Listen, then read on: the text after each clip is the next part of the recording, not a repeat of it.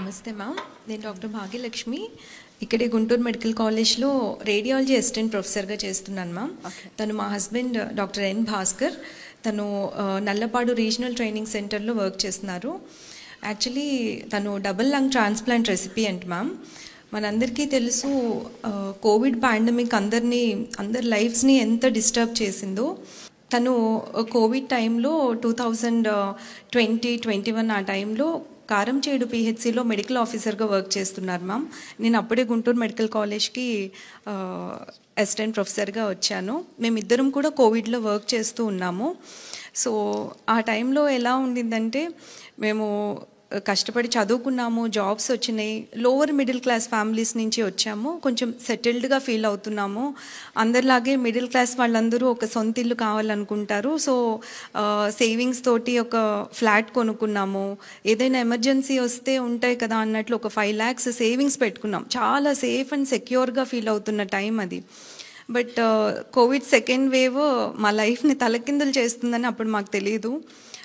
April last వీక్లో మేమిద్దరం కూడా కోవిడ్ ఇన్ఫెక్షన్కి గురయ్యాం. In spite of taking all the precautions, but మేమిద్దరం ఇన్ఫెక్షన్కి గురయ్యాము. అందరిలాగే మేము కూడా హోమ్ ఐసోలేషన్లో ఉన్నాము. కావాల్సిన ప్రికాషన్స్, మెడిసిన్స్ తీసుకుంటున్నాం. 4th డే మేము సిటీ స్కాన్కి వెళ్ళాం మ్యామ్. సిటీ స్కాన్లో Bhaskar lungs almost more than 50% involve అయినట్లుగా తెలిసింది. సో ఇమ్మీడియట్గా రెమ్డెసివిర్ ఇంజెక్షన్స్ తీసుకున్నాము. జీజీహెచ్లోనే అడ్మిట్ అయ్యాము ఇనీషియల్గా. సో తన సాచురేషన్ లెవెల్స్ డ్రాప్ అవుతూ ఉన్నాయి. ట్రీట్మెంట్కి పెద్దగా రెస్పాండ్ అవ్వట్లేదు. తర్వాత డిఫరెంట్ కార్పొరేట్ సెటప్స్కి మారుతున్నాం. దాదాపు 4 హాస్పిటల్స్కి తిరిగాం మేము. అయినప్పటికీ కూడా ప్రోగ్రెసివ్గా లంగ్స్ డ్యామేజ్ అవుతూనే ఉన్నాయి. సో తన లంగ్స్ 2 కూడా complete lung fibrosis, post Covid lung fibrosis అనే కండిషన్కి గురవ్వడం వల్ల ఇంకా ఫైనల్గా లంగ్ ట్రాన్స్ప్లాంట్ ఒక్కటే సొల్యూషన్ అనేది చెప్పారు. ఈ ప్రాసెస్ అంతలో నేను చెప్పినట్లు ఆ 5 lakhs ఎమర్జెన్సీ ఫండ్ అనేది మాకు ఒక 1 week కూడా సరిపోలేదు ట్రీట్మెంట్కి. సో ఇనీషియల్గా మా క్లాస్మేట్స్ 2001లో మాతో పాటు చదువుకున్న వాళ్ళందరూ తలో కొంత కంట్రిబ్యూట్ చేశారు మ్యామ్. తర్వాత మేము వర్క్ చేసిన ప్లేసెస్లో మా గురించి తెలిసిన వాళ్ళు కంట్రిబ్యూట్ చేశారు. డాక్టర్స్ ఏంటి అందరూ సాయం చేశారు. కానీ అవన్నీ కూడా చాలా కొంచెం అంటే ఆ ట్రీట్మెంట్ కంప్లీట్గా తీసుకునే అంత సరిపోవు. సో మా వెల్ విషర్స్ చెప్పింది ఏంటంటే, గవర్నమెంట్ని అప్రోచ్ అవ్వండి, ఖచ్చితంగా మీకు సాయం దొరుకుతుంది అని చెప్పారు. సో మేము అప్పటి మినిస్టర్ గారు బాలినేని శ్రీనివాస్ రెడ్డి గారిని అప్రోచ్ అవ్వడం జరిగింది. సో సార్ మా ఇష్యూ అంతా కూడా సీఎం గారి దృష్టికి తీసుకొని వెళ్ళారు. సో సీఎం గారు ఇమ్మీడియట్గా ఒక డెసిషన్ తీసుకున్నారు. ఇంత కష్టపడి ఆనెస్ట్గా పనిచేస్తున్న డాక్టర్స్ ఈరోజు కోవిడ్ వల్ల చనిపోయే పరిస్థితి ఖచ్చితంగా రాకూడదు, గవర్నమెంట్ అండగా నిలబడుతుందని వెంటనే భాస్కర్ ట్రీట్మెంట్కి అవసరమైన ఎంత అయితే అంత గవర్నమెంట్ భరిస్తుంది అని మాట ఇచ్చారు. అది దాదాపు 1,17,00,000 అయింది తనకి. సో ఆ మొత్తం అమౌంట్ కూడా గవర్నమెంటే పే చేసింది. ఈరోజు భాస్కర్ ఇంత హెల్దీగా, హ్యాపీగా మేము మళ్ళీ నార్మల్గా మా లైఫ్ లీడ్ చేస్తున్నామంటే అది కేవలం సీఎం గారి చలవే. Thank you so much. How are you feeling, Bhaskar, now? I am okay. You okay? I'm doing good. Okay. Take care of yourself. How are you regularly going to the hospital? Yeah. You're doing your duties? Yeah, I'm doing my duties. Yeah. Great. But the consultant has advised not to do any patient care. Okay. So I am working as on teaching faculty here. Great. Take care of yourself, Bhaskar. Thank you.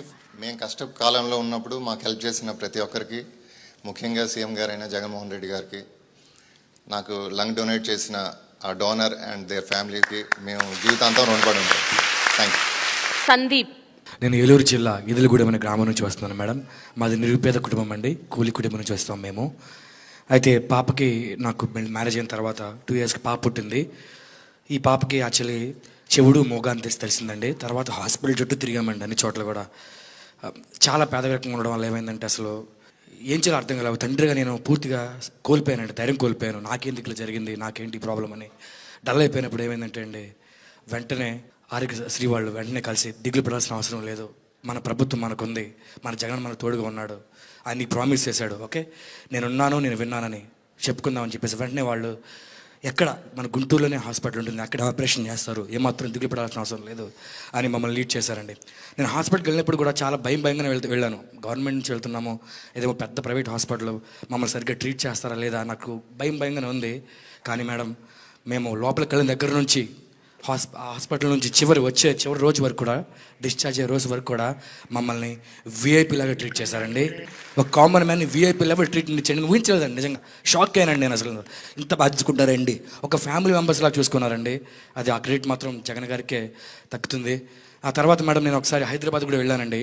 ఇలా ఎవరైతే మూగ చెవిటితో ఉన్నారో ఆ company వాళ్ళు చిన్న meeting పెట్టారు. అక్కడ వెళ్ళినప్పుడు అనేక మంది పిల్లలు వేరే స్టేట్స్ నుంచి వచ్చారండి. వాళ్ళందరూ ఒక్క చెవికి మాత్రం ఆపరేషన్ చేసింది. ఈ పేపర్ చూసి అందరూ అడిగారు, మీ పాపకి 2 చెవులు చేశారు, మీరు ఎక్కడి నుంచి వచ్చారని అడిగారు నన్ను. మేము ఆంధ్రప్రదేశ్ నుంచి వచ్చానని చెప్పానండి. ఓ, మా సైడ్ ఓన్లీ ఒక్క చెవికి అవకాశం ఉందండి, 2 చెవులకి చేశారంటే చాలా గ్రేట్ అండి, జగన్ గారు బాగా చేస్తామని చెప్పారండి. దేవుడు నా బిడ్డకి జన్మనిచ్చాడు, జగనన్న మరు జన్మనిచ్చాడండి, నా బిడ్డకి భవిష్యత్తునిచ్చాడండి. ఈరోజు ఈ పాప మాట్లాడుతుంది, ఈరోజు ఈ పాప వినగలుగుతుందంటే కేవలం జగనన్న పెట్టిన భిక్ష మాత్రమే. Really, ma'am, I'm really touched. ఒక ముందు చూపు, తపన, వాళ్ళ కష్టాన్ని తన కష్టంలాగా Yeah.